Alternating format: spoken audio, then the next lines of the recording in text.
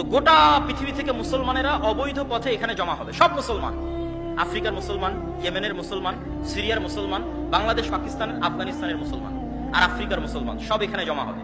জমা হয় রাত 12টা-1টার সময়। বাতাস দিয়ে ফুলানো নৌকা, যে নৌকাতে কিছুই নাই, বাতাস দিয়ে ফুলিয়ে রেখেছে, ওই নৌকাতে গাদাগাদি করে 300-400 জন উঠবে। এই নৌকাটা ছেড়ে দিবে এই প্রান্ত থেকে, লিবিয়ার ত্রিপলির প্রান্ত থেকে।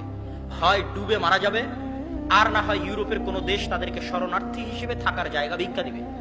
এরা আমাদের কাছে ভিক্ষা করতে গেছে যে তুই একটা পাসপোর্ট দে, একটা আইডেন্টিটি কার্ড দে, আমাকে একটু শরণার্থী হিসেবে তোর দেশে বসবাস করার সুযোগ দে।